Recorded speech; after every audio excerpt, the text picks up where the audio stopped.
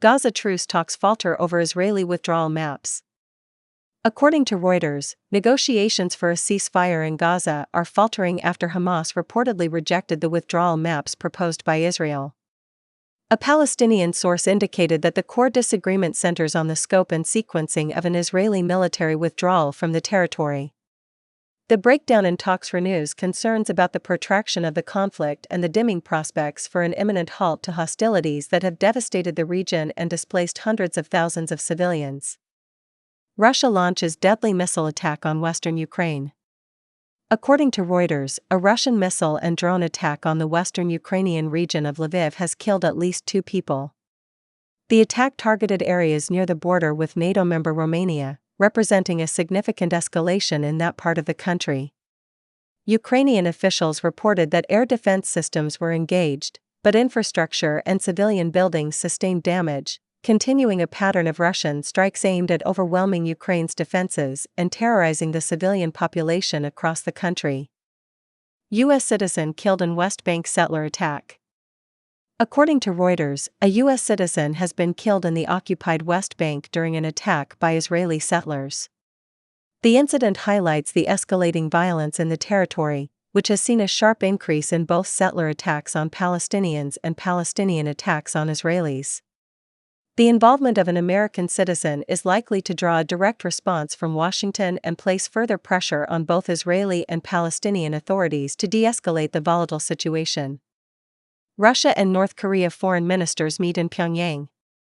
According to Reuters, Russian Foreign Minister Sergei Lavrov met with his North Korean counterpart in Pyongyang, where North Korea reportedly voiced its support for Russia's war in Ukraine. This meeting signals a deepening of ties between the two heavily sanctioned nations.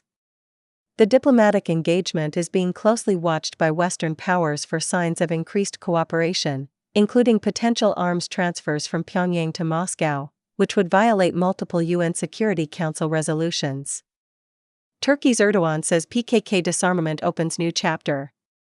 According to Reuters, Turkish President Recep Tayyip Erdogan has stated that the disarmament of the Kurdistan Workers' Party, PKK, marks the beginning of a new page for Turkey. The announcement follows a long and violent conflict that has spanned decades and claimed tens of thousands of lives. This development, if it holds, could represent a monumental shift in Turkey's domestic security landscape and have significant implications for regional stability, particularly in neighboring Syria and Iraq. U.S. imposes 25% tariffs on Japan and South Korea. According to the Associated Press, the Trump administration has set a 25% tariff on goods imported from Japan and South Korea, 2 of America's closest allies in the Asia-Pacific. The notice was delivered in letters posted to social media, a departure from traditional diplomatic channels for trade negotiations. This move is part of a broader, aggressive trade strategy that has seen the administration threaten dozens of economies with new import taxes, creating significant uncertainty for global supply chains. Oil market focus shifts to demand amid trade war fears. According to Bloomberg, the global oil market's focus is shifting from supply constraints to concerns over weakening demand as the United States reignites trade disputes with key partners. The imposition of new tariffs is fueling fears of a broader economic slowdown, which would curtail energy consumption. This sentiment has begun to influence crude prices, demonstrating the direct and immediate impact that trade policy volatility has on the world's most critical commodity markets. China and ASEAN to submit upgraded free trade deal.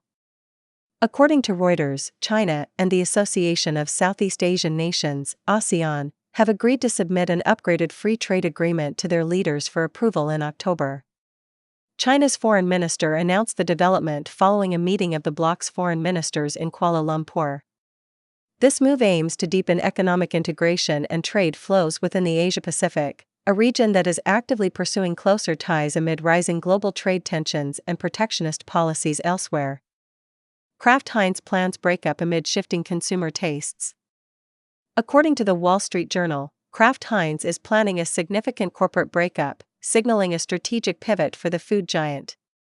The company's stock has underperformed since its 2015 mega merger, as it has struggled to adapt to changing consumer preferences for healthier and fresher food options. This move reflects a broader trend among legacy consumer packaged goods companies, which are being forced to restructure their portfolios to regain growth and relevance in a rapidly evolving market. S&P 500 ends lower as U.S. tariff policy sours sentiment. According to Reuters, Wall Street's major indexes closed lower, with the S&P 500 falling 0.3% as investor sentiment was soured by the Trump administration's escalating trade offensive. The uncertainty surrounding U.S. trade policy and the prospect of new tariffs on major partners have made investors anxious, leading to a modest pullback from recent all-time highs.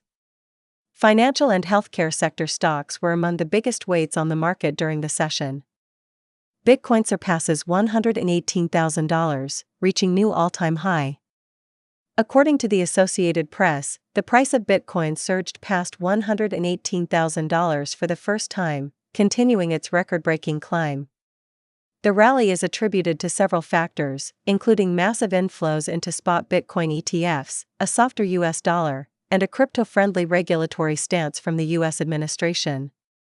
The cryptocurrency's ascent occurs against a backdrop of wider economic uncertainty, with some investors viewing it as an alternative asset class amid global trade turmoil. Google to acquire tech firm Windsurf in $2.4 billion deal.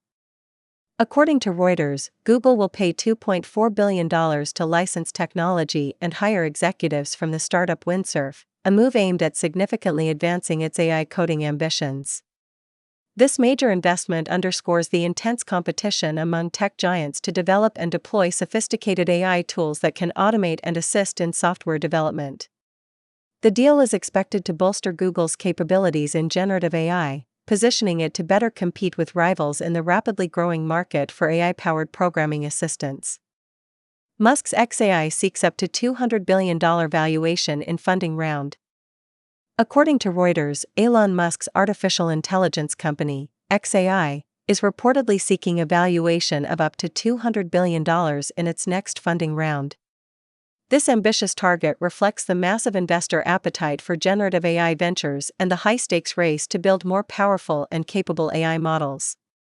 If successful, the funding round would place xAI among the most valuable private companies in the world and provide it with significant capital to challenge industry leaders like OpenAI and Google. U.S. senators warn Nvidia CEO over upcoming China trip. According to Reuters, a bipartisan pair of U.S. senators has sent a letter to Nvidia CEO Jensen Huang, warning him to avoid meetings with Chinese companies suspected of undermining U.S. chip export controls during his upcoming visit to China. The letter highlights the intense scrutiny on Nvidia, whose advanced processors are critical for AI development. It also underscores the growing geopolitical tensions surrounding the semiconductor industry, as Washington seeks to prevent Beijing from accessing cutting-edge technology with military applications. UN report urges stronger measures to detect AI deepfakes. According to Reuters, a new United Nations report is calling for the implementation of stronger global measures to detect AI-driven deepfakes. The report expresses alarm over the potential for manipulated audio and video content to fuel disinformation, incite violence, and undermine democratic processes. It urges technology companies and governments to collaborate on developing and deploying more effective detection tools and to establish clear regulations governing the use of synthetic media technologies.